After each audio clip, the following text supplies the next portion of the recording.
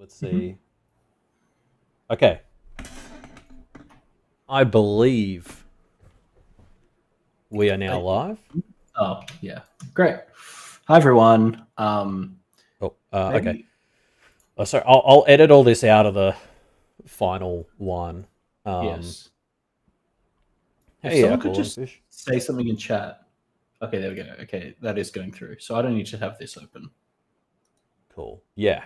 No, we should. And then let me just try typing some chat in YouTube. We're dual streaming, folks. This is our first time, so I there might know. be hitches.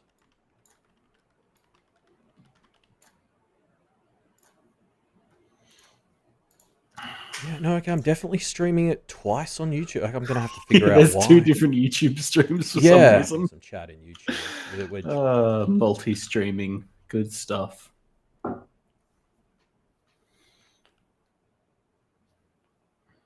Oh, there's my. No, it showed up on one of them. Huh. Well, to be honest, maybe we should just stream to the Twitch. YouTube seems like it's more trouble than it's worth. Oh, I'm so close though. Just. We've got both chats up. Yeah, I think Twitch because I can't see YouTube comments. I think. Yeah, they're not showing up just on that. Okay, hold on.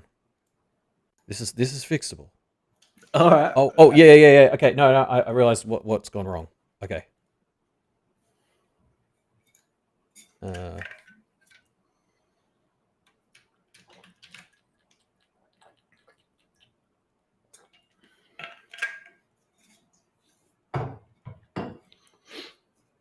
okay, cool. I've got both of the YouTube ones up too, so And you're telling me they're meant to show up in this thing? they should do now. But I don't think anybody. Let me try typing something in Just there. pop something in there. Yeah. Oh, hello, Elliot Yay. Diebold. Okay, cool.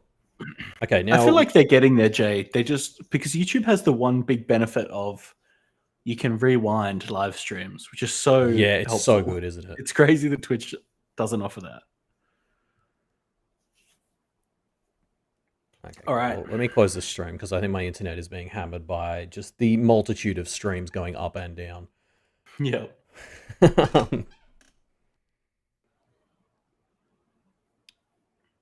Yeah. Okay. Cool. No, I like this structure. Yeah. Should we kick off? Well, Twitch has Amazon money, but yeah, we Yeah. should kick off. Do you want to do the Should I? intros? Yeah. Oh, sorry. Yeah. I don't know. Yeah. Well, I'm used to you doing the intros now I know because of exactly. Belgian Yeah. audio Yeah. rules. Yeah. All right, I'll do the intro. You ready? Okay. Yeah. All right. Mark this marker. Um, Hi everyone, and welcome to We Heart Games, a monthly show where we talk about games with the community. That's our intro. Yeah. We're here to talk about Blueprints this month, which we've been playing for about 2 months now, Elliot. Yeah. It ended up being a lot longer and a lot more fun than we anticipated when we started. Well, yeah. I guess we'll talk pre-spoilers for a little bit first. And of course, if you're tuning in live, remember you can pop your comments in, and we'll kind of be bouncing back and forth and pulling comments in from the chat as well. Yeah. Yeah, we'll talk pre-spoiler first, and then we'll get into the deep spoiler chat. I guess like for people who might not know, what is Blueprints, Elliot? Yeah. Like I think it's worth trying to say why we love this game so much in a non-spoilery way. Mhm.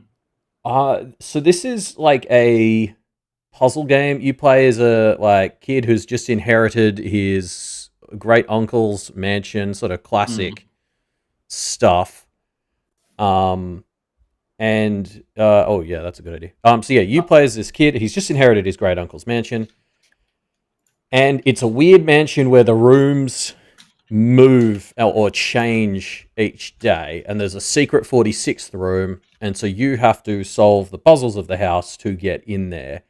And so it's one of those really fun puzzle games where it really feels like you are playing a detective who's learning and mastering this new space, as you kind of learn how the house works and start putting it together more intentionally, start knowing the secrets and being able to use those to get into this secret 46th room.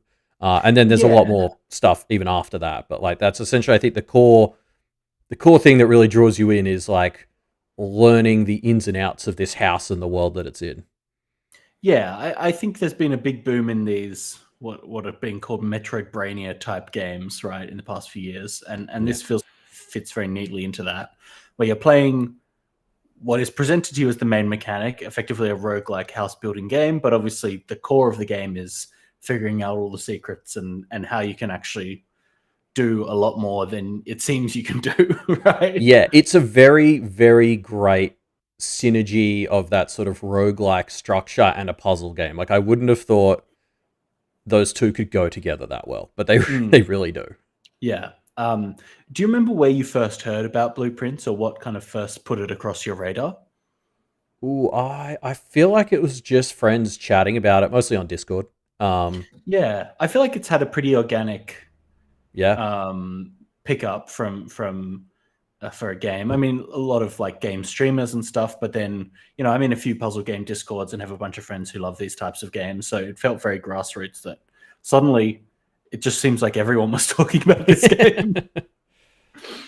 Yeah, it was one of those things where, and I've actually been quite surprised at how big it's blown up, because I wouldn't have called this the most accessible game I've ever played, and I don't mean that just Mm, from a like literally they need to add the colorblind mode and all that, so like literally the definition of accessibility, but as in this is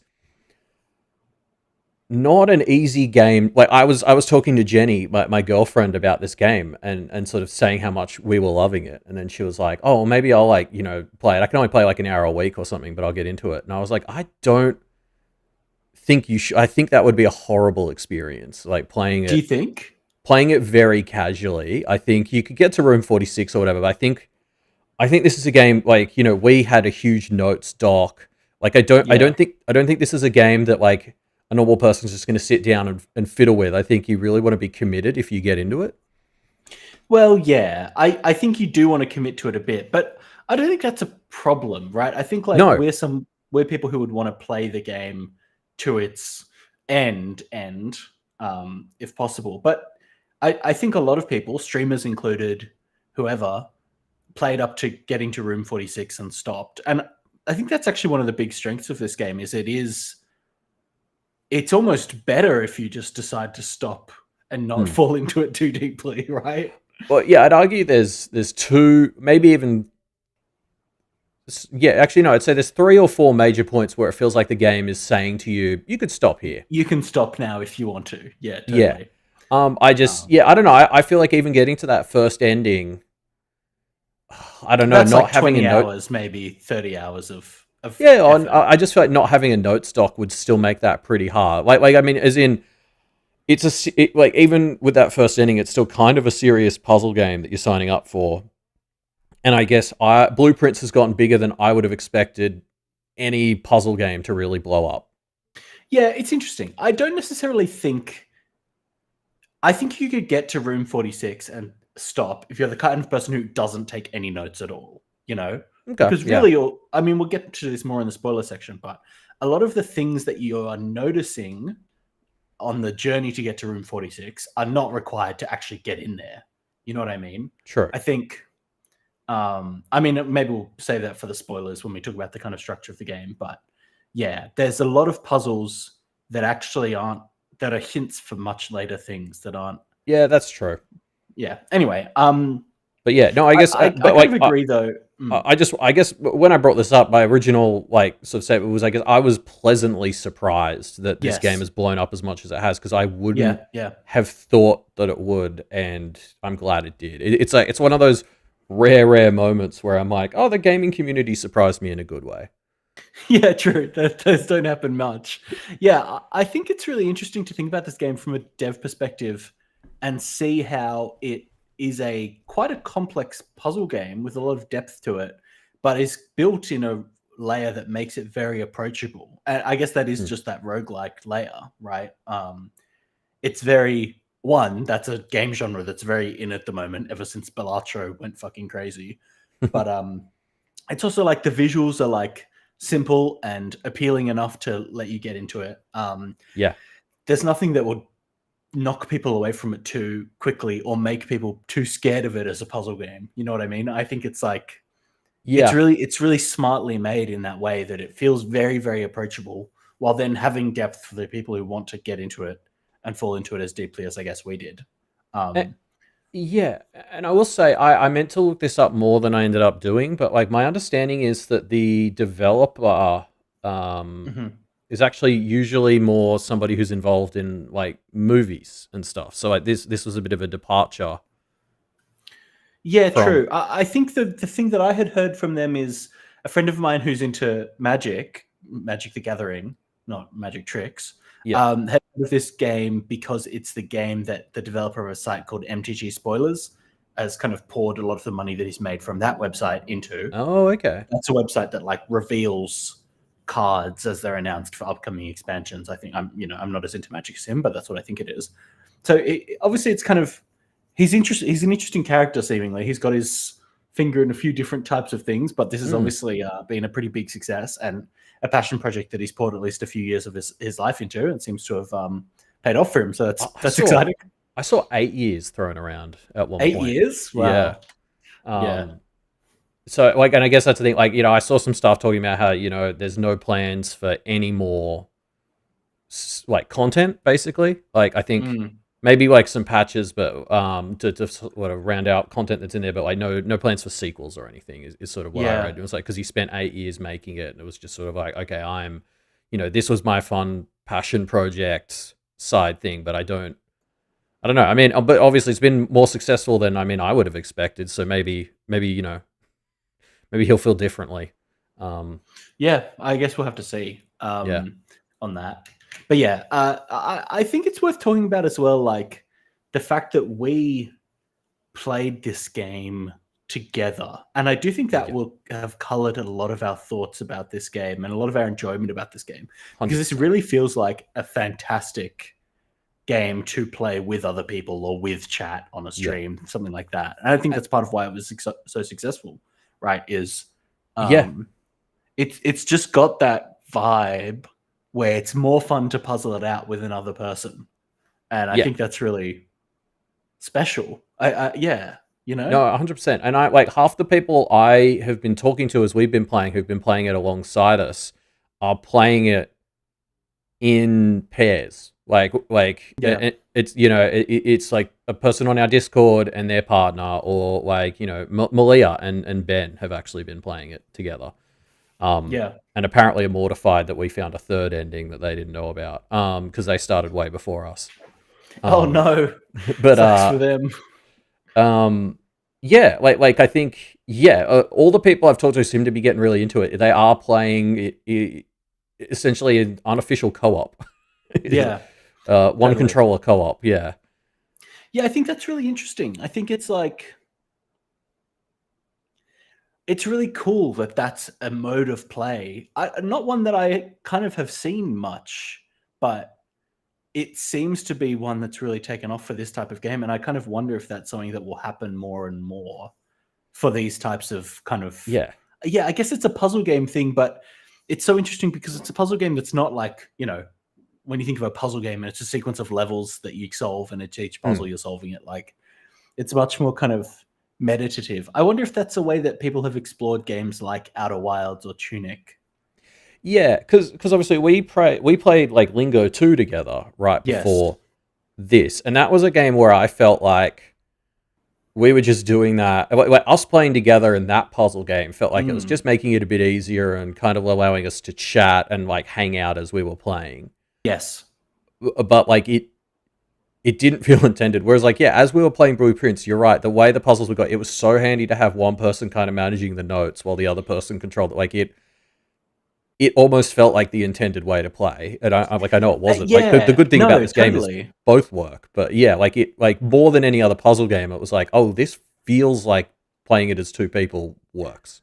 Comparing it to Lingo is a great point because when we were playing through that together, it was, I think it was me driving and you would Yes. jump in for puzzles when we got to specific puzzles that were like problematic, but then we were just kind of chit-chatting. Whereas for this, for the entirety of our 70 hours, I feel like we were both pretty actively engaged in everything that was happening 24/7. I think that's really fascinating and like rare. And like part of that could be the sort of the pacing of the moment to moment gameplay is very like draft a room, enter it, like it's sort of it's make a decision, enter it, like react to what you find in there, and then go and make like another decision. And they're sort of quick decisions, but very easy to collab on. Whereas like Lingo was just like so I think that's probably part of why it goes so seamlessly if you're playing it as a pair. Yeah. People in chat are saying that for them who are playing it solo, stopping to make notes was one of the most annoying parts. Yeah. And I think me being like the scribe and kind of throwing in thoughts of like, oh well, in the notes it's this, what about that kind of thing, while you're like handling the controls, I think is really nice. No, absolutely. Like, I would have probably preferred to play as your note taker than play it by myself. Yeah, totally. And I think the same way, totally. Yeah. I think there are criticisms of the game that we probably felt less because we were together, and I think that'll be interesting to get into once we get into spoilers. I mean, should we kind of get into the spoiler section? I guess our overall thoughts before we do is like, we spent 70 hours together with this game. That's 140 hours between us. That's some dartboard math right there. Yeah. I don't know. It just feels like I wouldn't be uncomfortable calling this game a masterpiece, even though I know there are flaws that we're going to be talking about. From a perspective of a game that is so unique and does so many interesting things, it's a total thumbs up from me. Yeah, I agree. All of my problems are really nitpicky, or they're issues with individual puzzles and some very loose structural stuff at the end. I think, like, overall, especially for the first half, this game fires very well on almost all cylinders. And like, if I think back, it doesn't sit as highly as Outer Wilds in my brain right now, which is like, still probably one of my like greatest of all time games, and I would say is the most similar game to this that I think I've probably played. Yeah. There was a line in a Steam review I read which was like, this game is perfect for you as long as you know that you can just put it down when you're not having fun, and that's fine. Yeah. And that's how it wants you to engage with it. And I think that's a perfect kind of recommendation. It's a really good game. Be willing to put it down whenever you'd like, and stop at whatever point you want, because you can go deeper infinitely, seemingly. Yes, yeah, absolutely. But great game. I'd compare it to Outer Wilds. So if you've played that one, it's sort of the closest I've come to reliving that experience. Outer Wilds sits a little bit higher in my head, but honestly, that might just be because time has removed some of the blemishes of Outer Wilds. I feel like a lot of the complaints I have about this game are actually the same ones I had about Outer Wilds, and so it'd be fun to dive into those. Yeah, interesting. But yeah.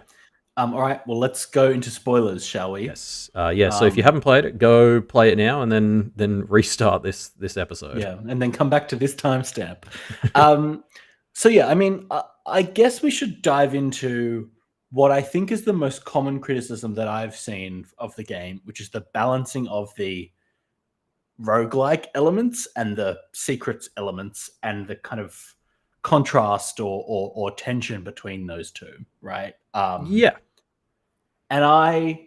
it's very interesting because I think I've spoken to a lot of people who have heard this complaint and strongly disagree with it. And I think I'm in that camp, right? At least for the majority of our playtime, I'm in that camp, where I think the way to sum it up is it feels like the game throws for a lot of the time.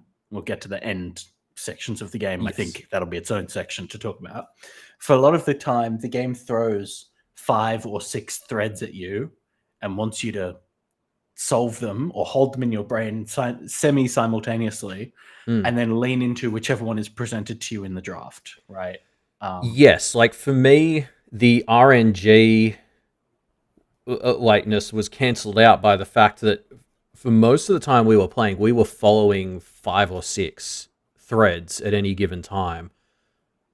So it was very rare for us to have a run where it was like, oh, this is shit for all of them. Like, yeah. In fact, I don't think we ever had a single run like that. No. Up until the very end of the game. Yes.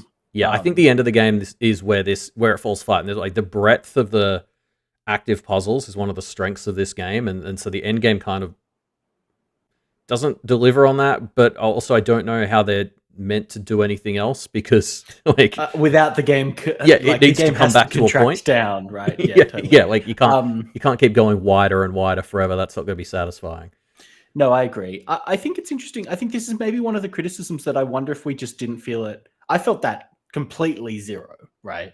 And I Yeah, wonder if that's felt more for people who are doing their own note taking, for example, where if you only have one, or not taking notes at all, if you only have one puzzle thread to be following, obviously that is frustrating. But it does feel like you're like trying to fit the game into a box. You know, like I think the kind of people who would play a roguelike and be upset because the game didn't give them the sequence of cards that they wanted instead of, yeah. oh, I've been given that card, I have to build this type of deck, you know? Yeah, like as the resident Hades hater, like that was what pissed me off in Hades was I wanted to play it a certain way and the game didn't want me to, and I just kind of ground myself to pieces arguing with it, and that's why and so it just never clicked for me. And I can see how you could do that with blueprints. Like if you do want to very quick, like if you're very specifically like I want this thread right now, you may get boned by 4 or 5 days where you don't get the room you need for that thread. Yes. I can also see that there'd be interesting scenarios. I don't know how well this might happen, but where you can actively screw yourself on the game, right? And I think one example is if we had gotten the conservatory and hit the vault at the period of time between where we had first got the vault and had used it and the treasure trove kind of taking over. So, there's a period of time where the vault was a dead room for us, right? Because Yeah. the vault is useful at the start, and then you get the treasure trove and it rapidly overtakes the vault. And then you need the vault later for a puzzle, right? And so there's a period of like 15 to 20 hours where if we had hit the vault in the conservatory for that period, there's a really good chance we would have made it fully rare and like actively fucked ourselves later when we needed to get to it. But again, I think I'm almost more okay with that because one of the things this game I went back and forth of as we're playing it is how much control it gives you over kind of getting control over your deck of rooms, right? Like at the start, you're very much at the mercy of RNG, and I feel like the game slowly equips you with tools that make you better at controlling the house you get. And so I do think by the time we would have needed the vault again, even if it was 4 levels of rare, we were so good at doing things like stacking rerolls, or picking the colors of rooms we wanted to see. Yeah, like we had enough control at that point that it would have been a frustration, but not a deal breaker. Whereas, something like if you were able to, in the first 5 hours of the game, make the vault 4 stars rare, and then need to go in there, that could hold you up for 15 days, Yeah. Like, yeah. Yeah, it's true. I think, though, like, things in games like this don't have to be deal breakers for them to be bad enough cumulatively that the tension outweighs them. You know what I mean? Like, Sure. I think the tension between some of the mechanics is there. One of the reviews on Steam that I saw that I thought summed it up really well is the roguelike aspects of this game becomes less and less important as time goes on. More of a task and less of a gameplay mechanic, right? Yeah. And I think that's a really fair version of this criticism where the game actually is not about what is ostensibly its core mechanic once you get past 20 or 30 hours, right? It's not about doing the drafting. The drafting is a tool that you use to move around the room and to maybe have new rooms presented to you or rooms that you haven't seen in a while presented to you that you choose, which I think is nice. But it actually is not the gameplay that you're going in for after 20 or 30 hours. And I think that's really fascinating. Like, I think that's a really interesting transformation that the game goes under. I'm not really sure if it's even a good or a bad thing, but it's interesting. Right? Yeah, no, it's I really like it because it is this level of like feeling like you've grown, like a big thing that a lot of games like to do is give you that sense like you've grown more powerful. Like I remember this was a huge talking point when Breath of the Wild first came out because it was that thing. It was a great game for the first 10 hours. You're struggling to kill anything, and then you get to go back later on and just the power scaling kind of power fantasy aspect of it. Yeah, and I think this game does that really well because it's like at first you're thinking really hard and you're still learning the rooms and the ins and outs of the system. And so the roguelike stuff is like very dominant in kind of how it's shaping your gameplay. But then once you understand the systems, you and you're 30 hours in or whatever, you've gotten better. You've also gotten like all the upgrades and stuff, so you're more powerful like in the game. Like we got sent backwards on that when we did dare mode. That was kind of fun to Yes. realize how much we'd grown the things to accommodate our play style. So like How I much think we've become reliant on upgrades and things versus, I mean, using our own skills and knowledge of the game. I think that was a really fun. I think yeah. having dare mode and curse mode in there is a really smart idea because it Oh lets yeah. you revisit that aspect of the game which you've kind of put behind you by that point. Yeah. Wait, Jonathan in the chat is talking a lot about like rather than calling it a roguelike, focusing on calling it a bit more of a deck builder. And I Yeah. see the logic there. Like I have not really played many deck builders. So they're like Jonathan's talking about how a lot of people who are bouncing off this might be just sort of bad at understanding deck builders. And I think that's possibly true because that I would be in that camp, but I got lucky, I guess. I don't know. But um yeah, like it is that sort of like you build this sort of deck and you upgrade certain rooms. You like you know the fact that re-rolls can't redraw the same one unless the Chamber of Mirrors fucks you up. Yeah. Yeah. I like the framing of a deck builder almost instead of a roguelike. I mean, I guess that line is very blurry since Balatro, but Mm. yeah, Well, I think I a don't know lot of this deck this builders revolve around randomization as well, right? So yes, yeah, exactly. they're kind of part and parcel in a lot of ways. I mean, to me, this game scratched the same part of my brain that like Majora's Mask and Outer Wilds did, which is why it's joining that list because those are my two greatest of all timers, and so there was that kind of time loopy aspect to it but instead it was sort of building on each day, and that's when roguelikes do work for me is when they feel more like they're doing time loop stuff than just failed challenges and then you restart from scratch. Yeah. But yeah, like I don't know. Like I get why people run into problems, but I agree. I feel like it's people maybe trying to play the game a specific way, whereas I feel like the game had a number of things where it overtly did tell us like always choose a new room or like like go with the flow kind of vibes. Like Yeah. um Yeah. I think yeah. it's interesting. I agree. I think there is an element that is kind of interesting of like, as the game progresses, it struggles to find reasons to send you back to important rooms, with the vault being a key example of this, Mm, right? There are, I feel like there are ways that the game could have had stronger hinting that there are things in rooms that you still need to do at some point. Or maybe it's just like not possible to, yeah, it's I don't tricky, know. isn't it? It's hard to say because I think I saw a criticism of the game that it actually gave you too many clues for some puzzles. Because then when you got to a clue for a puzzle you had already solved, you had this moment of like, well, I just spent all this time getting this clue, but I solved that puzzle. You know what I mean? We had a Yeah, few moments like that ourselves, right? yeah, We 100%. would open the freezer and it would say, hey, pay attention to the paintings. And we're like, yeah, we know, buddy. We saw Yeah, yeah, that hours yeah. ago. We got to the freezer about 30 hours later than we should have, really. And Yeah. no, and I think that's unavoidable in this sort of game. Like I think, yeah, like that's and I remember having moments like that in Outer Wilds as well. Like there were definitely times in Outer Wilds where I remember particularly in the DLC where I got to a thing and it was like, oh, I already figured that out. Thanks. Hmm. Yeah, if you have too many of those, it's definitely a problem. But I thought something that I think this game did well is again that breadth of the puzzles, but also a lot of them were so kind of interlinked that often it felt like clues were giving you a little bit of information about two puzzles. Hmm. And so at the very least, even if it was mostly something we already knew, a lot of the times it was like, okay, we knew 90% of this, but that detail's new. Or like Yeah. this is something new. And so that was why that didn't bother me, I think. Yeah, something interesting that I think I've taken from this game is the balance between mechanical and lore-based rewards for puzzles and how to make Mm, that feel really satisfying. Like, I think this game did a really good job of giving you mechanical hints to further puzzles at times, and then giving you lore hints and clues to the backstory of the game.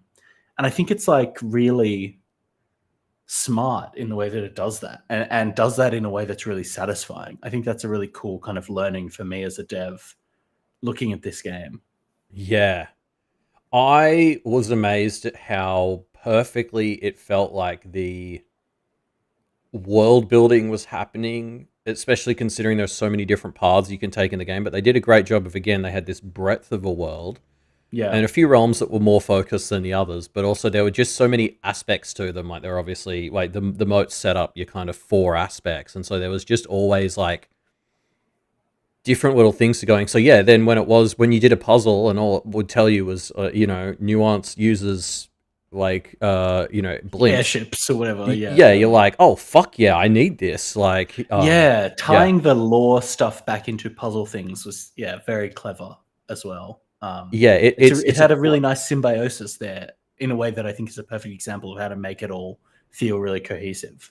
Yeah, and like I think that's something that not enough games do as much as I'd like. Like for me, that's the catnip, is the thing where the lore and the gameplay are very intertwined. And I feel like I can point back to do you remember that time in Dark Souls? Oh god.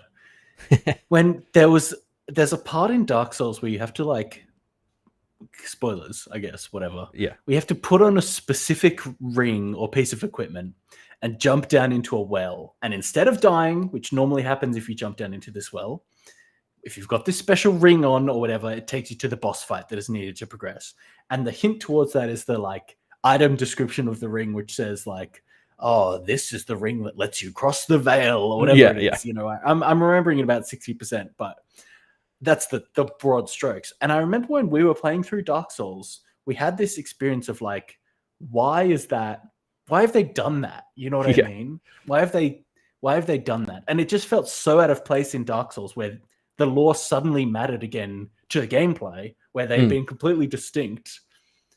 Whereas comparing that to Blueprints, where they've kind of weaved in and out so intricately throughout the entirety of the game that it's just such a perfect, natural way to integrate. Yeah, I don't know. It's just interesting to me to compare like Dark Souls that does that so poorly in that one instance to Blueprints, which does it so fucking successfully, and use that as an example of like how when you maintain these systems in parallel and let them breathe together, they can lead to this like greater unification where the game is more than the sum of its parts. Yeah, and I don't know. I know this was a bit of a talking point back when we did like the game club stuff as well, but obviously like I tend to be quite anti too much like reading and lore in my games. And for me the exception to that is when it interacts with the gameplay in a really cool way, and Outer Wilds touched on that a bit. Majora's Mask is the Zelda game that does it. This game I think does it the best out of anything I've ever seen. Like the way that me needing to really deep dive into the lore affected the gameplay. Whereas, something like Hades, I know I keep hating on that game, but Hades was one where it felt like the lore and characters would get in the way of me playing the game. And those two for me were fighting each other and getting in each other's way. Whereas in this game, perfect synergy. Well, yeah, that's an interesting example, because in Hades, the gameplay and the narrative are kind of explicitly distinct, right? Yes. You go and you play the gameplay bit, and then when you finish the gameplay bit, you come back to the narrative bit, and you go between the two, but they're not ever the same thing. And I personally, that doesn't work for me at all. Obviously, I'm in the minority. A lot of people really like Hades, but like, that didn't work for me as well. Whereas, Blueprints, the way they're so intermingled, it encourages me to get into the world and the world building. And so, like, this is one of the few games where they're like, hey, you have access to a new book you can read. And I've been like, oh, fuck yeah. Oh, great. Clues. Yeah, exactly. Like almost never before has a game offered me the ability to read a book, and I've thought, good. Hey, here's a question for you, Elliot. Do you think this game would have been improved or worsened by having an integrated note-taking or journaling or like objective system? You know what I mean? I don't mean necessarily like saying, hey, you read this clue, now we're going to tell you and make sure you go to that room next or whatever, but like some kind of integrated note-taking system that means you don't need to maintain a 300-page Word doc off to the side. Yes, I go back and forth on that. Because I almost feel like I can't talk to that just because I didn't realize Outer Wilds had that until I'd finished. Oh, really? You didn't see the ship's log system in Outer No, Wilds? like if you go back and watch my playthrough, I think I discovered it and then like wrote it off very early on, and it was like never used it. Um, Wow, that's and I fascinating. That was such a core part of the game to me. Yeah, but because that's the sort of thing you're talking about, right? Where like Outer Wilds was Yes, very I much think one Outer where Wilds does it exceptionally well. yeah, but it was So one. My that understanding is it does kind of like tell like you could miss a hint, and then Outer Wilds' thing would sort of be there and be like, "Hey, you read this," and like we're telling you that it's connected to like X Y Z. but I think that's like in our playthroughs, chat served that purpose, right? And I Yes, think that yeah, was an enhancement to the game, especially as we got to some of the later, no, more esoteric puzzles. actually, Having a yeah, you're chat where they right. can tune in to tell us things that we had missed, that's a boon, in my opinion. Especially Actually, if it's obviously it's an optional system, right? Like, yes, yeah, no, you're right. Actually, that's a really good point, Chat, because like I'm thinking like there are a number of puzzles, and we can get into like micro puzzles that we hate later, but like the soon. castling puzzle is not one that we would have solved without chat very much like nudging us Yeah. in. I played a game called Is This Game Trying to Kill Me? And it was a escape room game, like kind of a whatever, 5 or 6 hour escape room. Quite a fun game. Would recommend if you like escape room type games. And it Yeah. had a hint system that I thought was really unique, where you could at any time ask for a hint with the current puzzle. It kind of knew what puzzle you're up to, right? Yeah. And it would show you what 3 to 4 Polaroids, and you would be able to reveal them one by one if you wanted to. And each Hmm. Polaroid is just like a little picture of an item in the world or whatever, probably something that you had seen, but just a thing that would say to you, hey, maybe look at that thing, or this thing is relevant over here. Not telling you the answer, but giving Yeah. you a hint of where you should be focusing your attention. And I think that was a really smart system. And I wonder if Blueprints would benefit from something like that. Whatever, next to Alazara, there's another guy called Hintzara, and you drop a coin in him and he says, I'm seeing a picture of the boiler room. Oh, where does its power lines connect? Out to the Mm. laboratory, whatever, right? Like something Yeah. that's even too much of a giveaway, but something that just tells you, hey, maybe think about this thing next. I feel like Yeah. could be a real spoon for the part of the game that I think we disliked the most, which we'll talk about soon. Yeah. And it'd be very interesting to have a room that tells you rooms you should look at, and that would be like tricky to balance because like I feel like the other side of this game is that breadth I like to talk about of the puzzles. So if you're kind of halfway through 8 puzzles at once, it's very hard to pick what sort of hint to give. Yes. Like I don't know, like I think creating that system would be a lot harder than it sounds, but I do, Yes, yeah, of course. I love the idea. Yeah, or some sort of Outer Wilds little mind mappy thing that's only available in a certain room. So you kind of go into that room and you're like, and that's the part where you open it up and you say, oh, X is connected to Y. I hadn't made that link, and now I'm going to think about that. Because you're right, Yeah, I guess. we had chat kind of doing that for us.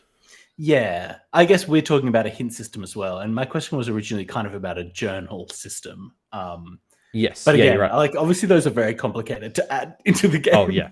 So it's more kind of an idle thought. Well, because it's very hard to add a journaling system that is useful, but also not giving things away through its structure. And in fairness, the game did have something like that in the library. It had, as Khan Shot First is saying in chat, Oh like yeah. the library books that catalog things like which of the stamps you've collected, or it also catalogs, which of the like workshop items you've built, for example. Which I think is another thing where if you don't know, oh, I need to build another workshop item to unlock a puzzle, that could be really obtuse and hard to break through. So having something that says to you, hey, you've Yeah. made 6 out of the 8, we use that. We found out we made only 7 of the 8 things, and we knew, okay, we need to find the other one so we know what it does, kind of thing, right? I Yeah. think that's the exact kind of thing that I think would be really nice to see more of in the game. Yeah. Yeah, I agree. So it's very funny because I'm reading notes that I was writing here as we were like playing through, and there's one from just after it's probably a couple of sessions after we hit room 46, and I was like, what this game really needs is more ability to have control over your deck. Mm. And so I was thinking like I wanted ways to rig certain rooms to appear, or like as in, can I choose a color and all that? And obviously eventually we unlocked a lot of that stuff. I just wonder if it's buried too deep in the game. Yeah, that's interesting. if some of these things should be more accessible to you. Yeah, I think maybe some things like the conservatory, like the king's power or whatever. I would not argue. I would argue for making those things a bit more accessible, because I think maybe some of the problem a lot of people are having with the RNG is by the time you get equipped with enough tools to really have control over your deck, it's too late for some people, I guess. I wonder if a system that's like the laboratory's system of switching in and out triggers and results for the experiments could work, where you could switch in and out rooms in your deck or something, right? Like, Yeah.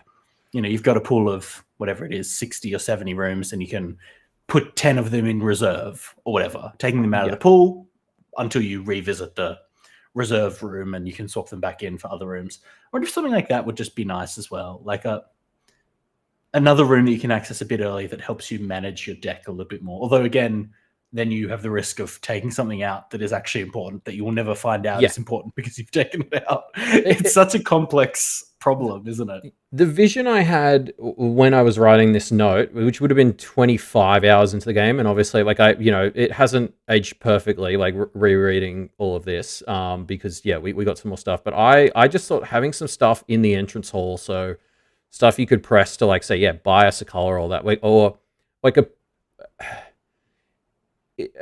I would suggest that a improvement to the game would honestly be just having the coat check be in the entrance hall.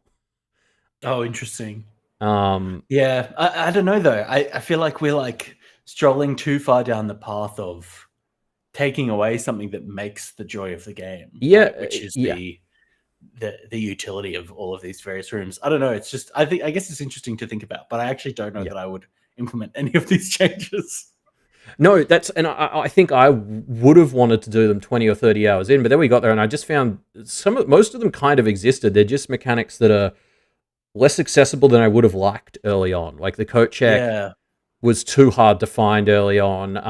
By the time we got like the King's Power or the staff, the scepter, it was sort of like, oh, this would have been handy like 20 fucking hours ago. Like, so I don't know. I think I would probably skew it towards giving people a bit more control a bit earlier, and I feel like that might be where some people are burning out. They're like burning out before they get to the point where the deck management evolves well enough. This is a good idea. The conservatory and the gear wrench. I think our game was probably heavily defined by the fact we got the gear wrench a bunch early, and we're able to basically turn every mechanical room up very high. Yes, and the whole time almost all our mechanical rooms common almost immediately. Yes, and pretty much the whole time we were playing, I kept thinking, why is this only for mechanical rooms? Or, like, why is it so rare? And then we got the conservatory, and that edited a bit. But like, again, it's just, I don't know why it's gatekept so much. I think I can see, say, the idea of coat check in the entrance hall. That's a big change, and I'm not 100% on that myself. So. I'm fine with pushback for that one, but things like giving people more tools to manipulate their deck earlier on, I would argue it would only help the game. I really liked Khan Shot First has said in chat the idea of just giving you a bonus spray can every day so that you can send a room to purgatory for 7 days, e.g., keep up to 7 rooms in purgatory, but you actually do have to draft them to do that, So you're not able to just do that permanently, because then you have to draft those rooms to then resend them back, which means you're inherently going to be looking in them again. I think that's a really clever way and simple way that might help solve some of these or alleviate some of these things. Anyway. No, I agree. Like, I think there's a lot of things, but these are just such minor tweaks, and we're really skirting that boundary here of a discussion that came up a lot in Game Club, and that I still think about, is that difference between us saying this was a conscious decision that they made that is executed well, but I don't like it, versus like, this is the game not hitting the mark that it was trying to hit.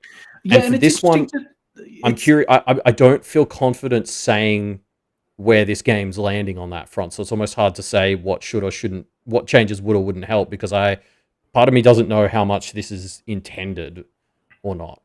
It's interesting because I think the game feels to me like it came out, it came out earlier than the creator wanted it to, or like it may be their budgetary things that forced that hand or something like that. Just because Yeah, there are a few things in the game that are still unfinished, kind of actively unfinished, like a missing like Dirigiblocks. Dirigiblocks blocks is a perfect example. If that was something that was never intended to actually be in there, it's kind of interesting that it is at all. But obviously, it's coming in a later update, as far as we know. So, like, I wonder if there are some things that are just like, if the game had had a few more months in the oven, some of these rough edge things might just have been solved, and now they're not going to be because it's not as important post release. It's kind of Yeah, interesting to think about. I wonder. yeah, yeah. Because like, I don't know. Like I'm going through my old notes. So here, like these are the things I wrote when after we just hit room 46 for the second time. I think. Like this is when I wrote like permanent code check in the entrance hall would help maybe. And then I've said it'd be cool if you could have kind of themed decks or like ways to say like when you're drafting you like draw 4, pick one, and then discard the other or something for the rest of the day. They're very roguelike deck builder mechanics. Yeah, Yeah. yeah. But those are So the types of things that appear in like the showroom as an example. yeah, basically. So again, it all and this is why like it's funny like so many of these suggestions ended up being basically that mechanics that are in the game just. Again, I think maybe a little buried too deep into it. Yeah. Yeah, I think it's interesting to see what this game looks like in a year. I wonder if there's going to be major changes or not. I wonder. And it's been so successful that obviously they don't have to be, but I do wonder if there's like, as Manigor is saying in chat, like, I don't think you could have, there's a certain level of, you have to just accept the game is a roguelike. And if you want to play a game that isn't a roguelike, you're not going to change it to get to that point. But I do feel like there's a middle ground that could be achieved to smooth out some of these problems that I think a lot of people are running into. Because anyway, I would argue that yes, no, I agree. Like the game goes out of its way, I would say, to message to you that encourages you not to just go down one path all the time. Yes. So to a certain degree, that's on those people. But I guess I would also say that the lack of control that you sort of have up until you're like 30 hours into the game is also maybe just a little bit unnecessarily punishing on that. Like I think there's a middle ground here. I definitely think like a lot of stuff could overcorrect, but I think there's somewhere in the middle where just giving us a few of these abilities a bit earlier on and making them a bit easier to access, even if they get more powerful later or whatever. Like I just I don't know. Yeah. I do think. Sorry, I have written here. Wait, to this point, I've got a note here where I've said the bad RNG does help the good RNG feel good. I think I wrote that after we had a run that was just spectacularly lucky, and it was very satisfying to have a run where like you do get luck. And I mean, this is why luck is a part of game design. Like it's it's sort of like but it is that thing where you kind of need some bad runs. Or not great runs to have the good run, like the really great runs, be like, oh shit, that was incredible. Like there were runs where we finished and I was like holy shit, this is amazing. And you do need kind of great rush, doesn't it, when you have those types of runs? And you need the shit runs to do that. So I just like again, I feel like I just feel like some of these tools were just locked a little bit late, and I'd make them a little bit earlier. Not even that much, but yeah, like I do agree though that some of these people are just they want to chase the one stick, and the game just wasn't built for that, and so like it, yeah. I feel like we've talked a lot about things that we might like to add to the game, but let's go back to. I want to talk about how our enjoyment of the game tracked over the 70 hours we spent with it, right? I think that's really interesting to look at the distinct, I don't know, periods of the game, acts, whatever you want to call them, and see what we felt the strengths and the weaknesses were over the course of that period, right? So let's talk about. I feel like people are dividing this game into acts. We've done a bit of that on Discord. Like Do you want to let's break down the acts of the game first, Yeah, right? there's 3 or 4, right? So the first one is Yeah. getting to room 46 for the first time. Yes. Then there's unlocking the 8 sigil doors. Yeah, and then kind of the cap on that is finding the will in room 46, right? Using Yeah, the sigil doors and the information you gather from there to track the 8 realms in 8 months journey. yes. And then there's the like clearing the tunnel kind of exist with that act. I do see them as mostly side by side. Yeah, I guess then like what I'd call the third to fourth act is the third act is then like clearing the tunnel and finding your way into the atelier, and then the fourth act or whatever the grand finale, whatever you want to call it, is the atelier puzzle, right? Yeah, okay. Yeah. See, I would have just said all of the atelier. Like I would have said everything from From clearing the the tunnel till the to the blue tunnel to wheel. the end was act Yeah. 3, Okay, but yeah. fair enough. But Whatever. yeah, it's interesting that like Act 2 is kind of the sigils, but then also the tunnel, they do kind of sit side by side. So it's kind of two major Yes. threads in Act Yes. 2. I think. How would you rate those three in terms of your enjoyment? Yeah. Oh, I mean, Act 2 was the easy standout for me. Like that for me, that was the part where the game was just really coming together. I found early on we were having a lot of fun discovering. I just want to call out something we haven't said, which is this game was so fun to play in the early times, just because you're like, it was every time you saw a new room, you're like, fuck yes, let's see what this You're is. like, oh, what's in the dove coat? Yes, like yeah, like it was. It's really thrilling finding new rooms. Yes, it like I think, and then also I think the game did well on delivering them. Like we talked about the graphics and stuff very early on, but I think this game nails atmosphere and like has done a really good job. Like each of these rooms felt distinct. I think again, like there were 110 rooms. All of them, almost all of them, had some cool gameplay or multiple cool gameplay mechanics, as well as a cool aesthetic. Like there's so much to be said for how well put together this game is atmospherically and visually. Yeah. Um, Yeah, you're right. Atmosphere is one of the real strengths of this game, isn't it? yeah, and I think if like it's easy to skip over. I think for us because we tend to focus quite more on like the game design mechanical stuff, but like the like finding the something just like the ballroom and just sort of learning that this was an aspect of life in this house and stuff like that was always cool. Yeah. So to take us back to the act structure, I think Yes. you're right. I think Act 2 is the highlight. This uncovering the lore and using the lore to inform your ideas of the sigils to open those doors. The puzzle of where they just give you the list of 8 keys and you have to figure out what that rhyme means to find the 8 keys. Really, really good stuff. I thought that was fantastic. I think Act 1 is like a warm up into the game, but I think is really good. And then, yeah, I think Act 3 is where it starts to fall apart for me. And I think that's because of as it converges in on one single puzzle that is quite tough. It's an obscure puzzle that you have to kind of work your way through. Yeah. I'm talking about specifically the still water. Yeah. That stuff. That's what I had in my head as you were saying that too. Yeah, we obviously battled with that one, but no, wait. That was tough. That was tough enough to make us almost stop the game, right? Like, yeah. And I think that's rough, especially given the ending is so good. It is and it isn't. Draft house, I think, is fantastic. That was cool. It just I felt like getting to the room 46 of that house was a little underwhelming. I would have preferred. Well, I think there's a cutscene that's being patched in there, but the actual like that would the fix final it for me. Puzzle is such a satisfying solve. Oh yeah, when you do get it.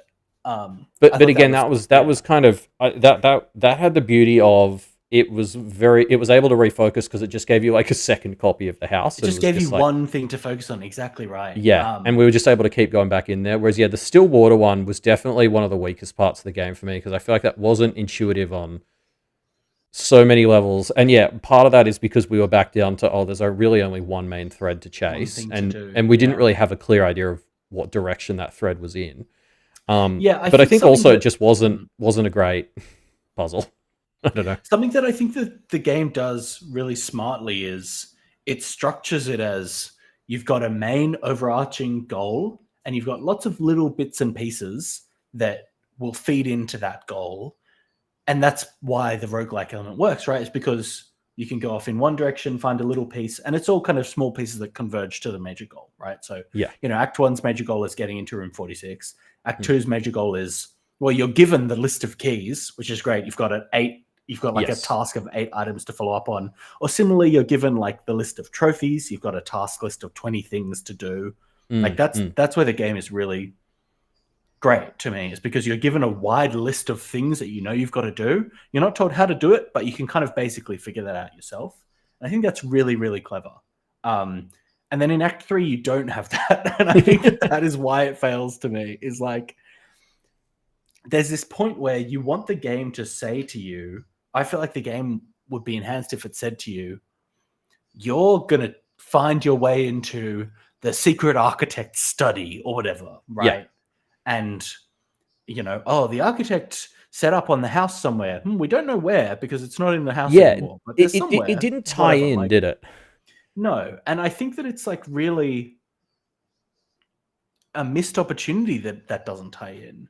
Because I feel like there are ways that you could tie some of these things in a bit more strongly. There's the still water, totally. Like, man, maybe that's because we don't have the word we don't use the word still to mean distillery. At distilleries, we have breweries here in Australia. Yeah. We don't have distilleries. Like, maybe there's like a cultural mismatch that makes that a bit worse for us. But I feel like there are things where those are already tied into the lore. And I feel like if they were just like demonstrated more to you as objectives that you're working towards, that could have really smoothed out in a lot of ways. Yeah, I also like, I don't know. I think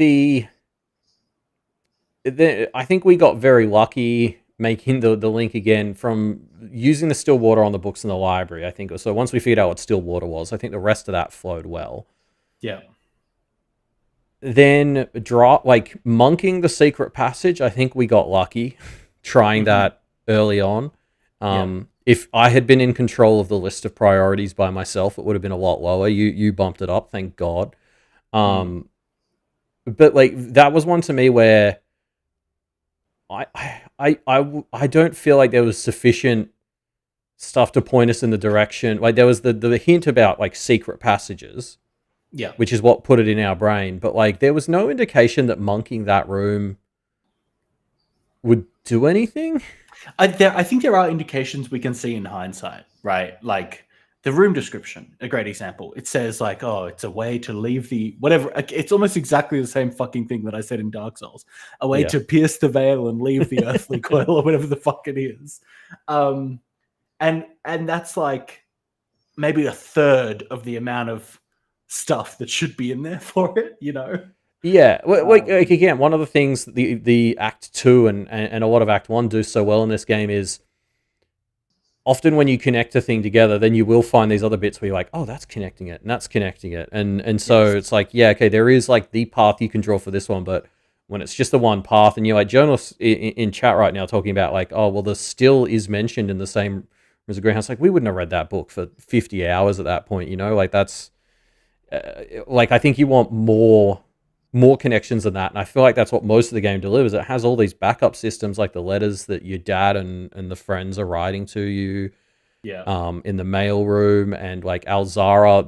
There are all these other little redundancies built in throughout the game, and then this third act just feels like it doesn't have those. It doesn't have those, and then it also ups the difficulty in a way that just I don't know, maybe just didn't click great for me. Maybe we can jump into talking about some of the puzzles that we thought didn't click. I agree, the Stillwater one, for me, that was one I'm glad we had chat for. Manigor in chat is mentioning the castling puzzle. That's one I'm glad I had you there for, because I never would have solved that. I'm not going to lie. If chat hadn't been leading us on, like, my solution to that was based entirely around us getting messages from chat being like, you have everything you need to solve this. Yeah. And like I think there was even the like, you guys have discussed the correct solution. And how many times did that happen? Discussing the correct solution and thinking, no, that doesn't quite feel. Yeah, that did happen a lot to us. But like I didn't have high hopes in that. Well, the only reason I had even like probably 40% like belief in the Castle League puzzle was just because of the way chat had been responding as we were talking about doing or not doing it. Yeah. um, Yeah. I just want to quickly say to Jay, I mentioned those reviewers that Jay's calling out that we mentioned other reviewers complaining about redundant hints.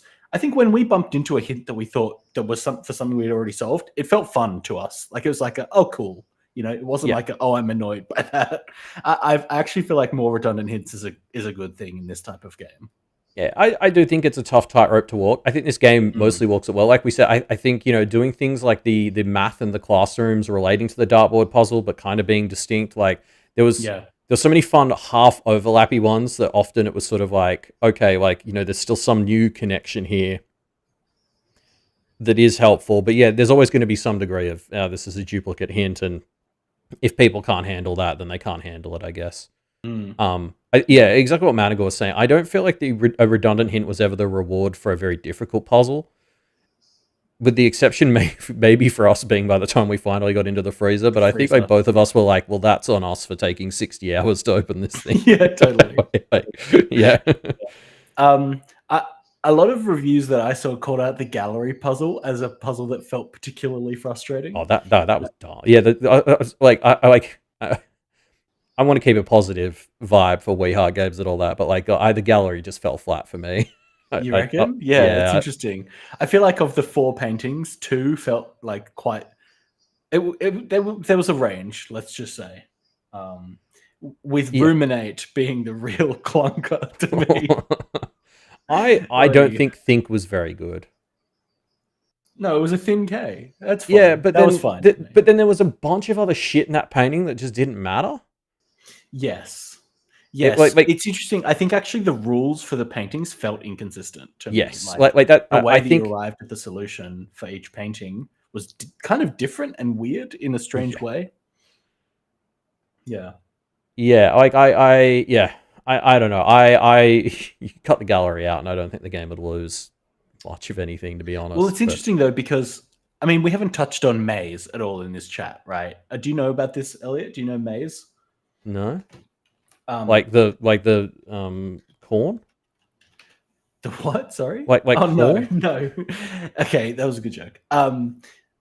This game is inspired by a book called Maze, which was, do you know how they used to do those things where they would print a book and it'd be like, if you write in the solution to the publisher in the next year, you can win 20 grand or whatever, right? Like those like publisher books of like puzzles that you could then write in to get the answer to or like solve for a prize. Yeah, anyway, okay.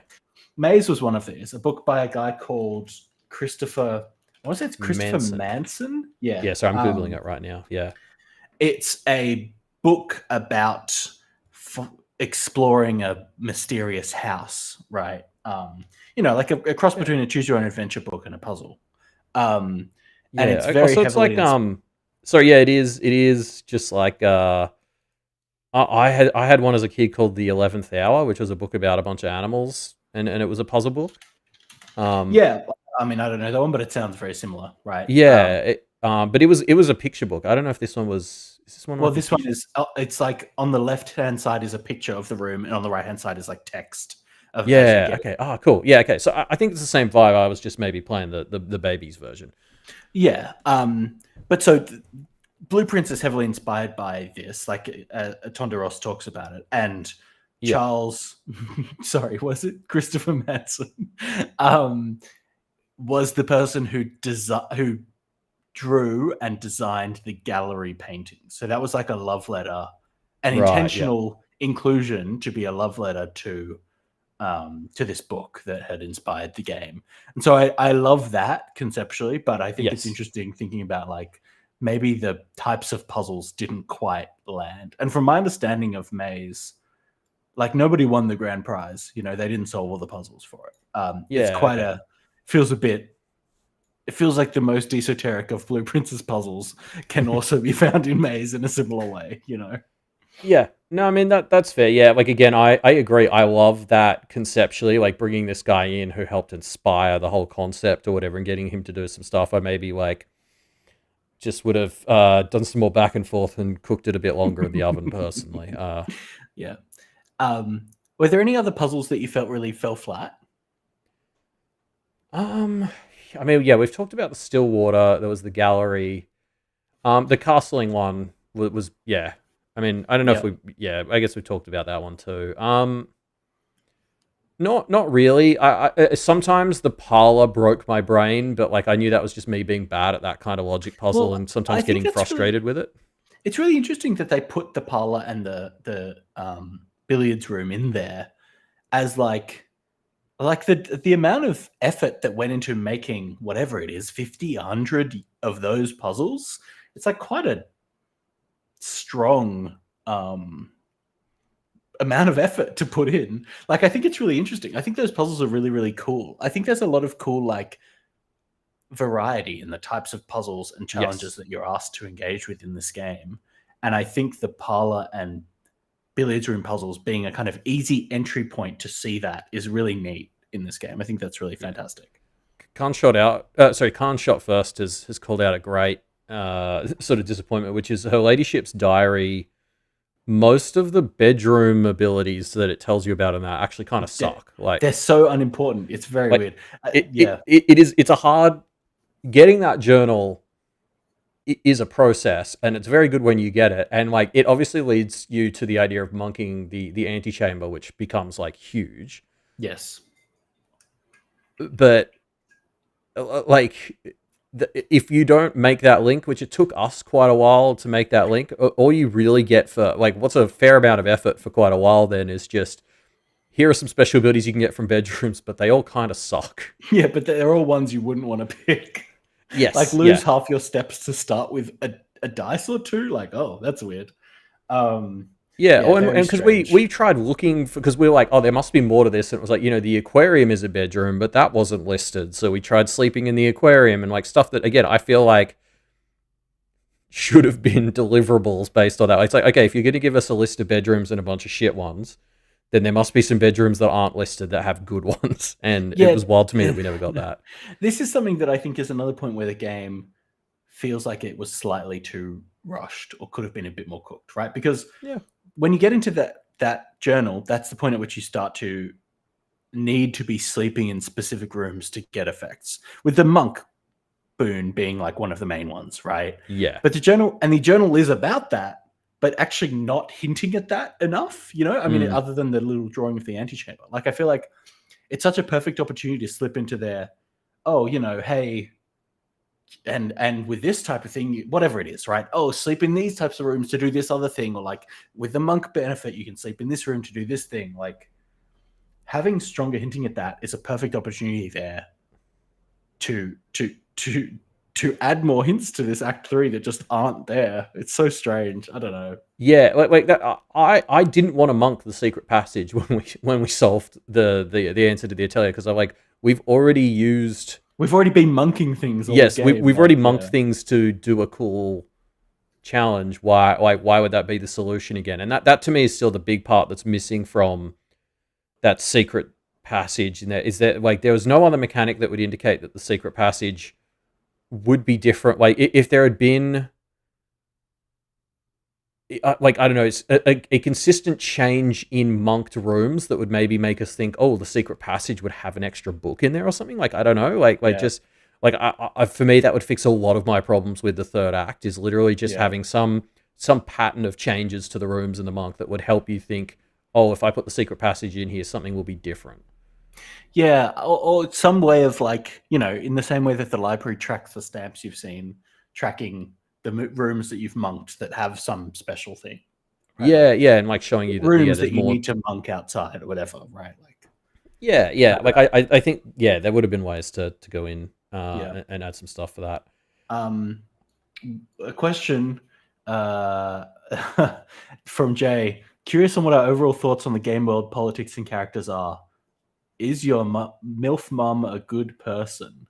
Yeah, so that's for the people who didn't follow our streams. I kept insisting on referring to Mary as a MILF because I thought it was funny that Simon was a blue blood.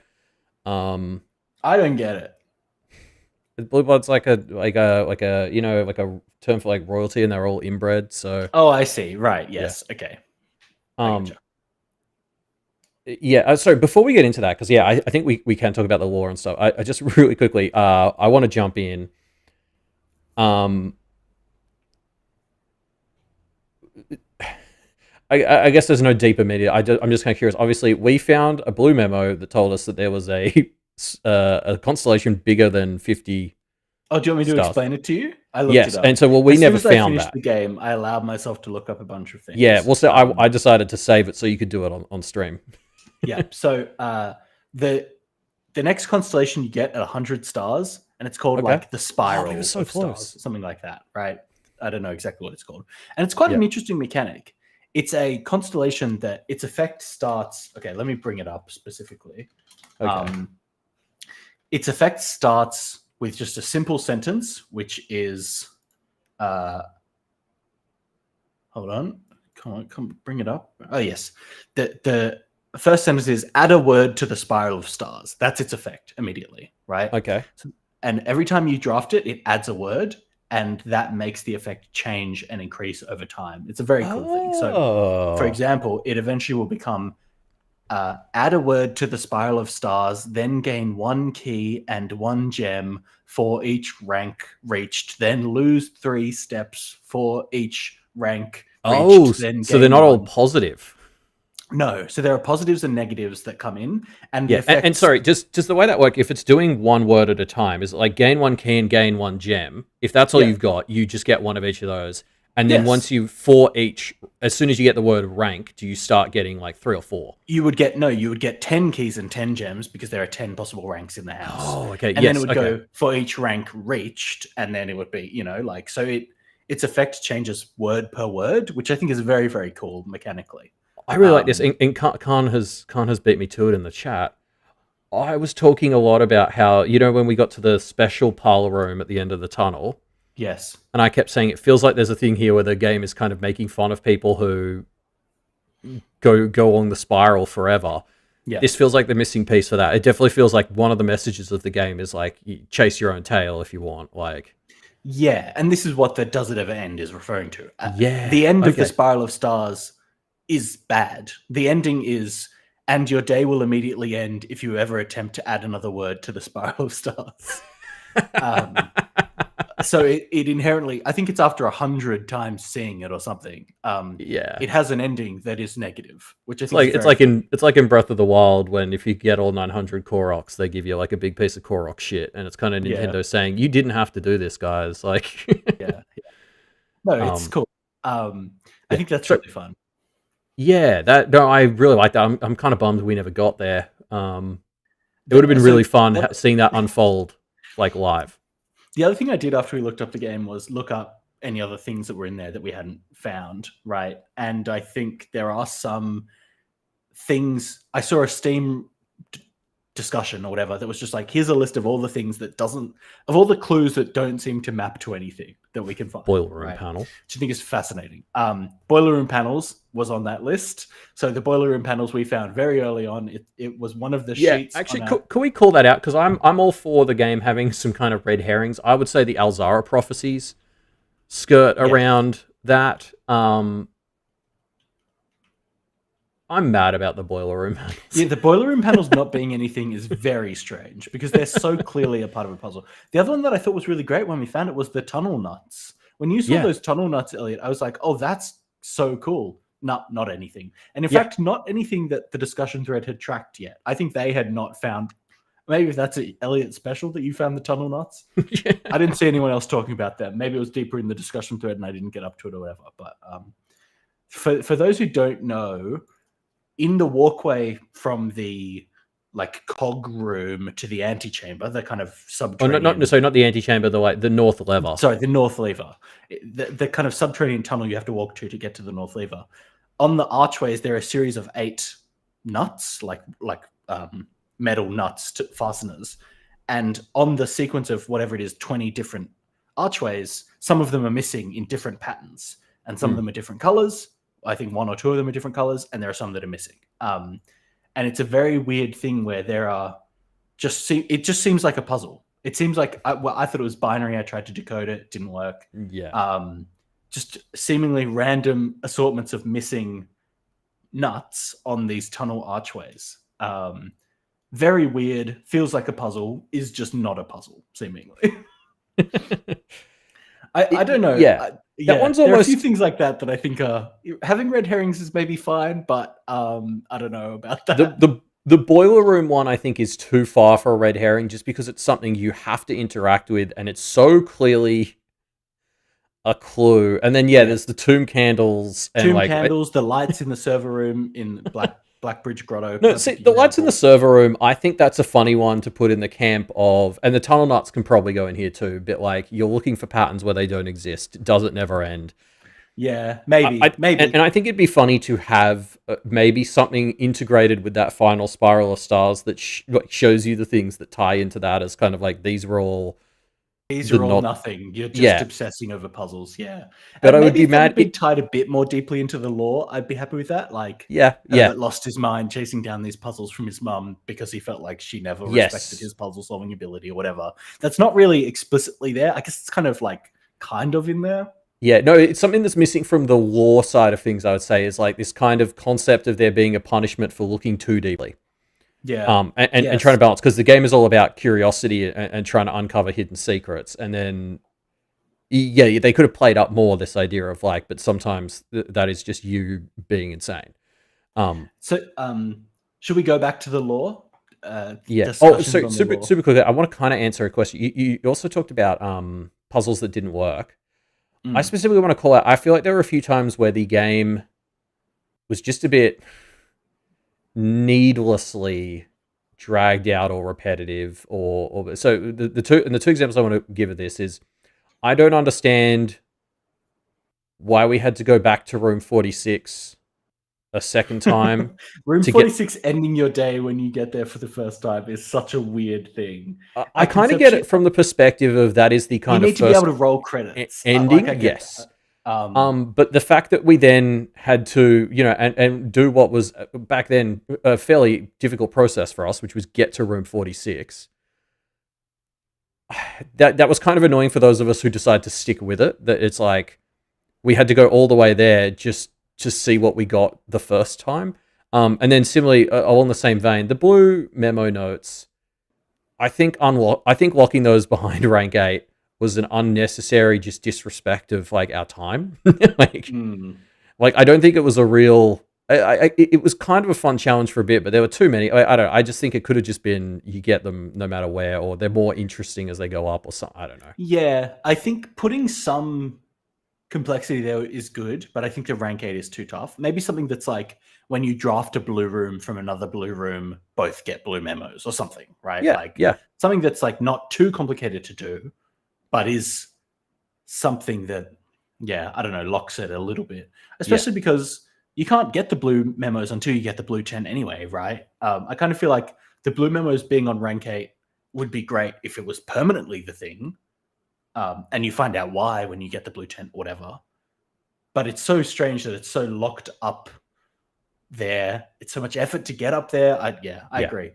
No, So I don't know. Like people pointing out in chat that like it's we are focusing a lot on the negatives. It's weird because it's kind of like the good things about this game were just so good. It's almost like no notes. Whereas it's like my brain just wants to try and think of ways to make the bits that irritated me better because I loved the game so much. It's just like these little wrinkles. I'm just like, if we just iron those out, it would be perfect. Yeah. And we talked about things we liked at the start. Let's go back to a thing we like. Let's talk about the lore, Elliot. Yes. I really liked constantly learning more and more about how this was a fully developed, even solar system. Like later on in the game, we realized that there were like, there's a whole bunch of planets and they're tied into some of the angelic figures, which kind of is like, most of our planets are named after Roman gods. Like, I don't know. It's weird. I have like no notes. I loved the way it unfurled. I loved the depth to it. It was so good learning about this fictional world. Yeah. I think the fact that knowing the names of the angels and the names of the planets and details about the other nations all tied back into puzzles was very, very fascinating. And really, really well done. So I think that the world was great. Focusing on the characters and the story, I thought that was also excellent. Uncovering the story of Mary and what had happened there, and that being like the plot of, I guess, Act 2, and then kind of uncovering the plot of going back progressively in generations of the family and understanding more and more about the history of the past 3 or 4 generations of the family and how the branches had formed and all that stuff. Like, yeah, really, really satisfying. I thought it was really good. yeah. I think they did a great job of balancing. Like I had a sense of who Herbert was, and if we saw a letter and it was to or from Herbert, I could like intuit stuff from that. Like the characters had personality, even though none of them were like in the game, so to speak. I just want like I compare that to say Outer Wilds, where I didn't realize until after I played it that like all those messages you were decrypting in Outer Wilds, there were like certain nomai who were specific characters, and like some people have been tracking the relationships between them, and I was like, oh, I didn't realize I was meant to give a fuck. Whereas this game, You didn't connect to the characters in that at all, huh? no, and I mean that was an Yeah, I ongoing agree. problem in Outer Wilds. Like, don't get me started on like the other characters who show up at the ending, but like this game, I think did a much better job of like giving those characters because they had such weight on it all. It was like I needed to know how they think, and so like I cared about Mary, I cared about Herbert, I even cared about like Simon Senior. Like it was really fun how the lore worked, not just on a world level, but it was also like, yeah, okay, like I can see the effects these successive generations have had on the situation I found myself in. Yeah. I'm curious to hear your thoughts on the plot of stealing the crown and fleeing south. Like, what do you think of that conceptually? I want to take us back to the question of like, Yeah. what do we think about our mum after this story? I kept waiting for the other shoe to drop where we'd find out the important reason that she felt this heist was necessary. Yeah, I know, right? And I'm still kind of wondering if we just missed it. Well, there's this. It feels like the game is being set up for a sequel, which is why it was surprising to me that you said there's no plans for one. With the missing red letter and like finding a bit more about the motivations behind our mum and some of the other children of Blackwater, like their motivation just seemed to be they just couldn't handle living in a place that had desecrated their history. Yeah, and I mean, like, And fair like enough. I agree with that, but yeah, Fenary know, sucks, and like, fuck them and their crown or whatever. But like, are you really going to ditch your kid for what amounted to in the end a yeah, symbolic gesture? Whereas, like, I was waiting for the other shoe to drop, where it was like, oh, we need these 8 gems to unlock XYZ, or or they were the 8 gems and they dyed them red, and now you can dye them back blue or some shit. yeah, and that Like, like starts a rebellion or whatever against the Fenaries. Like, yeah, if there was a reason to it, I agree. I kind of why would your mum just not bring you and her husband with her? It seems crazy. It seems like absurd that she would just leave for yeah, basically no reason. I'm happy for you to leave a place that you think doesn't serve your best interests. Why are you leaving your family? yeah. Well, I mean, based on the Red Prince book, it was because he was mad keen on Fenaries, so she kind of hated her kid. Was it just as a child, Simon was really into the color red, and Mary was like, Fuck you. I can't handle that. Yeah. No, I agree. Like, I was surprised at the lack of us learning why stealing the crown was important for, starting the rebellion or the revolution or something. Like, because it was obviously a symbol. Yes. So like it wasn't nothing. It was just like I don't know. I kept expecting it to have greater meaning than we currently understood because for it to have been worth all this. Yeah, I think it is funny to think about the timeline of the game as well because we are kind of playing through it and uncovering it in like reverse chronological order, right? Yeah. Where the deeper you get into the game, the more up the family tree you go a bit, right? And so I think it's really fascinating to think of like now knowing how the story of the house played out. Herbert's mother designed a puzzle house, made it, kind of tasked her son Simon with the like duties of whatever resolving it and protecting it. He did not give a shit. Herbie was like desperate to try and impress his dead mum, so then kind of remade a bunch of the puzzles that she had made, like the paintings that misled us and stuff. Because we found notes from him in the study weeks before his death, where he was like, "Oh, quickly, we've got to go to all these paintings so I can put these in and Yeah. set my own puzzles in the house."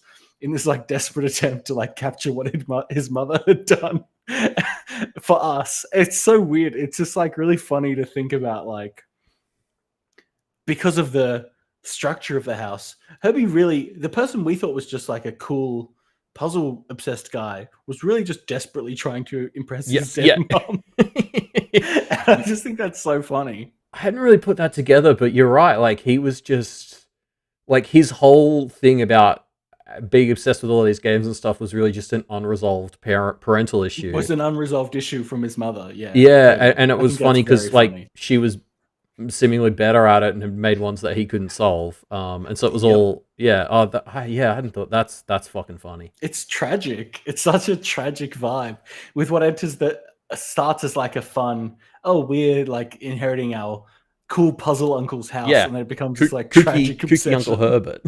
Yeah. So funny. Now I'm kind of picturing what would be a funny idea for a sequel. Would be Simon's grandkid or something inheriting the house. Well, yeah, and of course our mum was also setting puzzles, right? She was leaving clues and setting puzzles. Well, so my understanding is the detective and things like that, just to fuck with him. Like, yeah.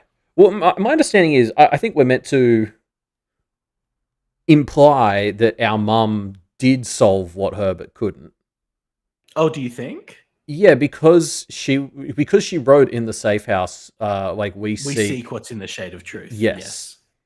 I'm my assumption, and there isn't a whole lot of evidence to back this up, but I am making the assumption that Mary actually did make it into room 46 in the atelier.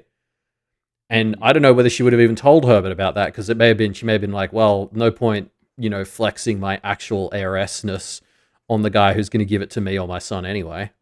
Yeah, interesting. But like, my impression is that Mary actually did make it in there before Simon, and just never had the need to, never bothered to like claim the blue wheel. Yeah, because she wouldn't need to. I mean, Simon didn't need to either. He's now like, by the time we get there as Simon, it's like, well, I'm already like, I already done did it. Like, like as long as those like are the same bloodline or the same people, you may as well just be like, oh, well, I'll leave it in case. Leave it for the next one. Yeah, exactly. Yeah, sure.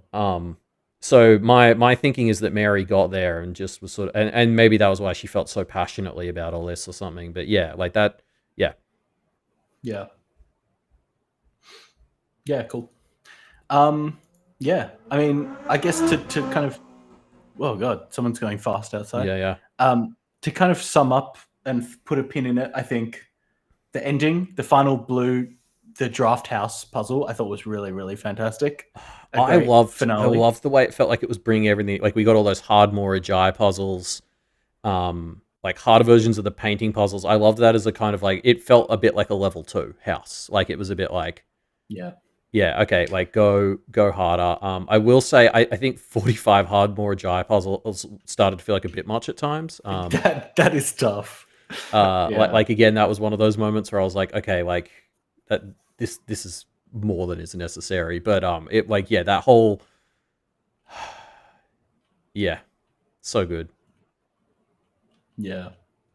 I really liked that as an ending, and I agree. I think putting it like a cutscene or something after getting to that room 46 just to make it feel a little bit more satisfying, because I think it sounds like that's something that's intended and just hasn't been developed yet. Yeah, that's because that for me would be the one thing I would say would turn that from great to perfect as an ending. Would be like us having a little moment with Simon when he gets in there. Yeah. All right. Well, any other Blueprints thoughts before we wrap up, Elliot? The problem with these Metroid Brainiac games is like, I can't replay it. No.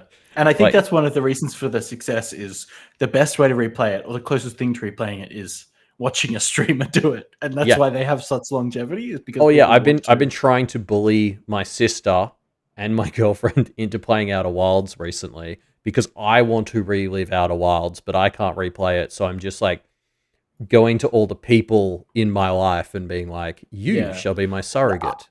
I did that. So a friend of mine, we had just finished playing through Split Fiction together, and then I was like, "Oh, you should play Blueprints." This is right when we had kind of started, and so we started playing it recently, and was messaging me. He was playing it by himself or with his partner watching, and was just messaging me as he got up to things. I think it was really funny. One of the funniest things that I thought he got up to in his playthrough was he didn't get into room 46 for a long time. In fact, long enough that he found the throne room by getting the microchips into Blackbridge Grotto, and got the throne room before he had ever gotten down to see the North Lever in the underground. So for his playthrough, he felt that he needed to, in order to open the North antechamber door, get the throne room and use that. And I think that's such a funny thing that was unintended by the gameplay, of course, because it meant he needed to get 5 gems to spend on the throne. That's such a tall order. It was so fascinating. It was crazy. It was such a crazy playthrough that he seemed like he was having. Just a really funny scenario. But he got up to. It's so fun. That was the same thing with Outer Wilds. It's so fun trading stories and orders of these wider puzzles like this and being like, wait, you did that before you did X? I can't imagine it. Yeah, very interesting. So that was really fascinating. He got up to the still water and then kind of gave up and just looked up and watched our playthrough for the final bits, I think. Okay. That's probably a good place to do that. I agree. I think once you get up to the still water puzzle, just look up how to get to the atelier and then play that last bit is was my recommendation to him. No, I agree. So people are asking stuff like favorite rooms, and I just gotta say, I am in awe at how all 110 rooms are almost perfectly integrated. But I feel like barely any of those feel like fluff. I think there are some I could name that are pointless, like the casino, as an example. The Dove Code, I think, is kind of arguable with the Rotunda already in there. But I was amazed at how much overall, generally speaking, for 110 rooms, almost all of them felt like they had a point both mechanically and lore-wise. But you got to name your favorite, Elliot. What is it? I guess favorite in what way? Most excited to see pop up because that. Let's say most excited to see pop up. For me, Cloister. There was not a time where I was unhappy to see the Cloister, especially since we axed it. Especially after we axed it. But it was just it's got some dig sites, it's green, it's got 4 doors. It's just fantastic. And then when we upgraded it so that it enhanced our food, so good. Yeah. Oh, here's an interesting thing. Manigor in chat is saying, I kept wanting the lavatory to do something. Did you not discover the lavatory's secret function? See, how cool was it when we... See, I was honestly thinking of saying the lavatory is a low-key success to me just because when we found out what it did, I was like, that's so great. Actually, sorry. What did we miss with the den? We didn't miss anything with the den. We did miss something with the bedroom, Elliot, that my friend who I just mentioned told me about. Do you want to know about it? Yeah. Wait, what did we miss in the bedroom? So the hint to this is the arrow, the finger that's pointing into the floor. Is the hint. If you get the treasure map, and in the room that the treasure map is in, you draft a bedroom into it, so that you dig into the bedroom. There is a secret in there, and it is you find some buried. What are they called? What was his Herbert's column? It was called the Weekly Puzzler or something. Oh, right? Yeah. Okay. Just little newspaper, the Baron Bafflers. Thank you, chat. Little puzzles that are buried under the floors. Oh, I'm sad we missed that. Okay, but that's also very missable. Totally. And it's I love that. No, the lavatory one is fun. Manigor, we can spoil it for you if you want, but we're not going to. I think you can go and unless you specifically request it, we won't tell you what was going with the lavatory. But that was a fun one to sort of finally get some result. Yeah, I mean, I guess if we're talking room I was most, it's hard because it's hard to separate favorite room both. I feel like there's a different answer for conceptually, atmospherically. Mechanically. And mechanically. Yeah, so, well, okay, Manigor's saying he's going to Google it. We'll just say it in chat then. The idea that each of the red rooms has a negative effect, and the lavatory's negative effect is that it has nothing in it, basically, I guess. Yes. So if you shelter it or use some other mechanic that Like protects you from the the negative effects of a the red night room, shield or whatever.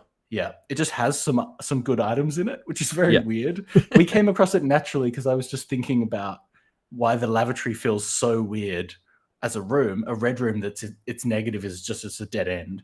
So I had actually been thinking, okay, maybe if we shelter it, it won't be a dead end. Was the thing I thought was going to happen. Yeah. We tried it, and there were just items in it. We were like, oh, great. But it's like really it's like cool. good items. Like I think it's pulling from the same pool as the tool shed. So it's like a slightly better version of the tool shed. Yeah. Yeah. Like it was all rare items like the rabbit's foot or the sledgehammer and stuff. Yeah. Um, Interesting. yeah, but no, like because conceptually, I feel like the sleeper hits for me are like I love things like the archives and the dark room. Oh. Like the Oh. archives to me, I think Terrible. is great, and that's why I was always so mad when I didn't have an excuse to push us to do the experiment of every time you draft an archived room. Yeah. I was desperate to pull that off one day. We never did archives, did we? Because they're just bad. But it's fun. It's a fun chaos. It's chaos very run. fun. You're right. I think the few times we did it, it went so badly so quickly.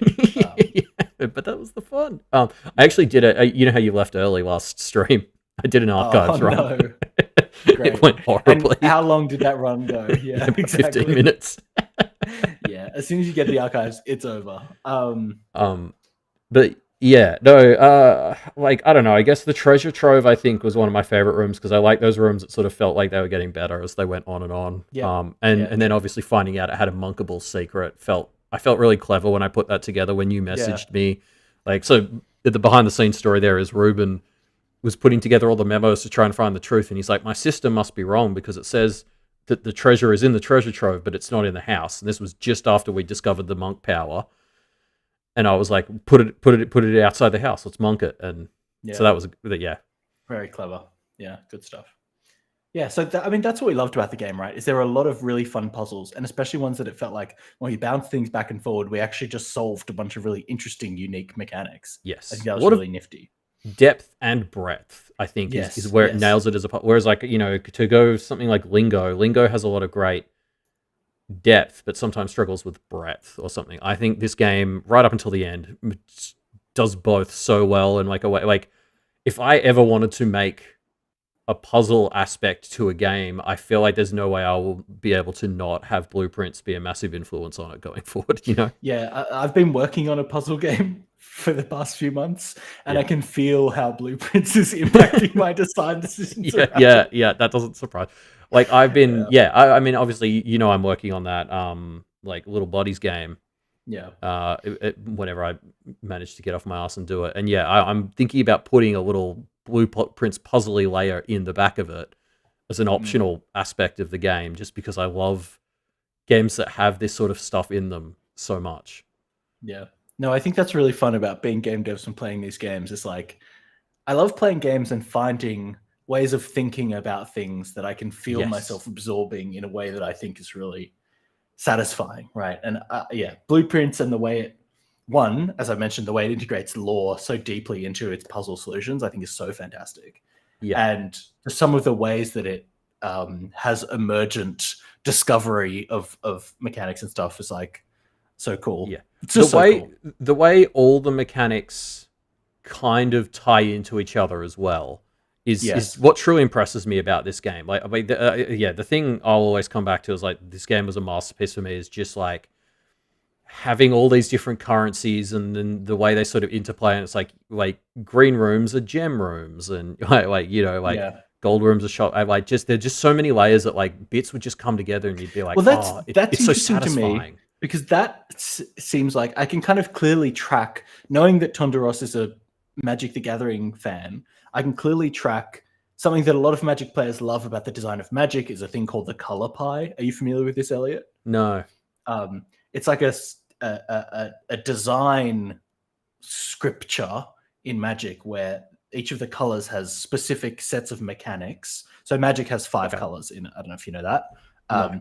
Each of the colors has specific mechanics that tie into the identity of that color, right? Like, okay, so it's red kind is of an elemental, aggressive. elemental Kind of aggressive elemental stuff. So red is like aggressive. They often have fast creatures. They deal with like weapons and equipment a lot. Green is like growth. They grow their mana or whatever. Like there's like mechanical things that they try and stick to very strictly in Magic to make sure each of the colors feels like it has an identity. And I can see Tonda Ross looking at that and being like, how can I bring that into my game? Yes, green rooms will have this specific set of identity, right? Blue rooms will have this identity, red rooms will have this identity, in a way that feels like a really natural extension of that design idea from Magic the Gathering. I can kind of see that. And I think that's just so cool as a developer to see that thread. Yeah, I guess almost more what I'm talking about is, for me, I felt like almost every mechanic was explored in all the interesting ways it could be, and that's something I often don't feel like a lot of games manage to achieve. So I'm talking about like as in, like there were so many different currencies in this, but they all interplayed, and you like balancing them all was always fun. Like it shouldn't be fun for me to have to worry about keys, gems, and like other things at the same time, I feel like. But it was, and then like having the outer room and adding the things like the blessing of the monk, you're like, oh, okay, now we're playing with this. Adding things like rerolls, the throne room needing you to draft 8 blue rooms in a row. Like it really feels like every interesting thing you could do with these mechanics, the game at least tinkered with. Yeah, I think a really nice example is getting rerolls and then conceptually thinking, wait, if I don't draft the outer room immediately and I come back when I have some rerolls, I can just pick my outer room. Some really neat things that are just like interplay of mechanics in a really like clean way. It's very nice. It was just like the implications of every way to alter the mechanics was thought of by the devs. Yeah. And kind of tied in and made something that you could use. And so like it was almost whenever you found a cool way a mechanic could be used or two mechanics interacted, it almost always led to something that the game was prepared for you to be doing. And that's such a satisfying feeling, is to feel like you put something together and they're like, yep, and here's your reward for it. I think what I loved about this game is I feel like it managed to do that in almost every direction, and I think that's quite rare. Yeah, I agree. So should we talk about next month's game? A game that also is going to have depth of puzzle mechanics, for sure. Metroidvania elements, unique design decisions, and a big fucking monkey.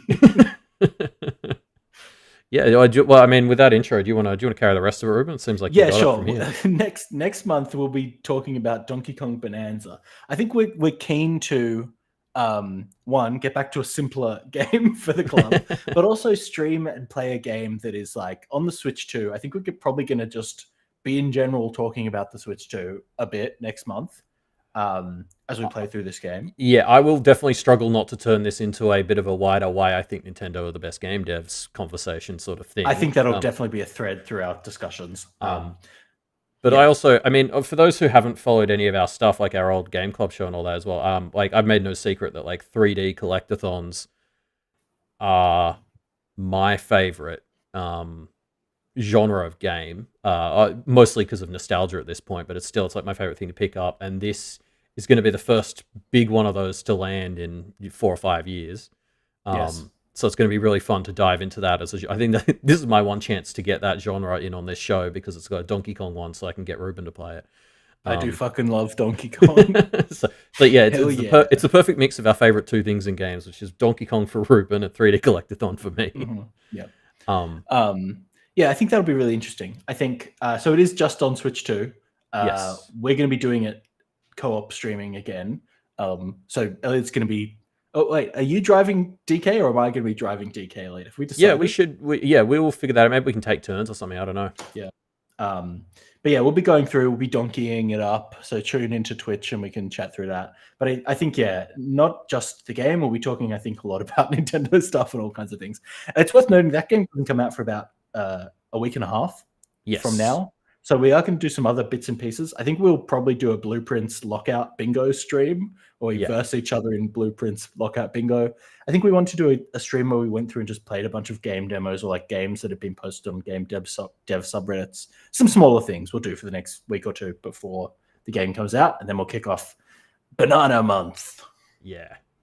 So yeah, I know this will be probably one of the less accessible game months that we're going to play just because it's for a brand new console, and so I get that, but I think it's going to lead to a lot of interesting discussions that if we get them out of the way, then when we go back to all you PC gamers games, I'll have gotten this shit out of my head, out of the system, and you can never complain that we don't do enough 3D collectathons again. Yeah, well, no, exactly. But yeah, cool. So thanks to everyone who joined us for this. I still feel like WHG Games is still entering its final form a little bit. It's still coming together, but I think Blueprints was such a great one to play through with the community. Yeah, totally. Those of you who came to a bunch of our streams, it made a huge difference to how much I enjoyed the game, I reckon. Yeah, I think we should just on that point, WHG Games is still, as you said, growing into its final form. We're still very keen to hear more suggestions from people on the types of games they'd like to see us cover. I think we're still going to be kind of branching out. I think this show for us is an excuse for us to hang out and play games, so it will always partially be that. But I think, having community input into the games and what things we're diving into will be fantastic. I know we're kind of definitely just jumping into. We both really wanted to play Bonanza, so we're kind of locking it in for this one. But I think we're not ruling out. Game Club obviously did votes and stuff. We'll go back to something that's a little bit less just Ruben and I picking the game probably at some point. We're not sure exactly what form that's all going to take, but for this one, I think we'll get back to a brainier game as well soon. Yes, this is just very much. Part of it here is this is a game both of us were going to spend 70 hours of the next month playing, so we may as well do it for this. Yeah, totally. We just won't have time to play other and I think we need a break after Blueprints. Yeah. I'm very keen to try out a game called La Mulana that has been recommended a few times. We're hearing Deltarune in the chat. I think that will be fun. I have played Undertale actually, Jay, and I loved it. It was fantastic. I have not played Undertale, so I need to play Undertale first. I don't think that's the case, but yeah. Jonathan, you're talking about how Skyrim is a 3D collectathon. It's still not enough to make me play that game. I'm never going to play Skyrim because it hasn't been released in a format that I like. Yeah. So a few more releases, and I'll play Skyrim. But anyway, let's. So Jenny has a few games she really wants us to play on stream as well. Oh yeah, give us. What are some of these? God, I've got them. You have not been paying attention. No. Well, she says them so often, and then I forget. Yeah. It's like this typing game where you're in a crypt, and you manage. Is it Crypt Master? Yes. That's a fun game. Really good game. Yeah. Okay. Yeah, it's showing up. Yeah. So Crypt Master, but anyway, So we've also got a bunch of suggestions of little indie game because that's what Jenny's 90% of her gaming these days is just playing free demos. That's a great way to experience games. Oh, it is. So she's a great source of demos for the one-off streams like we will be doing over the next few weeks. Yeah, true. Cool. I guess go head to the Discord if you want, folks, or the Patreon or YouTube and have a good time. Yeah. Cool. Well, I mean, Deltarune and Undertale will probably be on a list at some point. But yeah, for now, we're all about that Kong. Yeah. Thanks for joining us, everyone.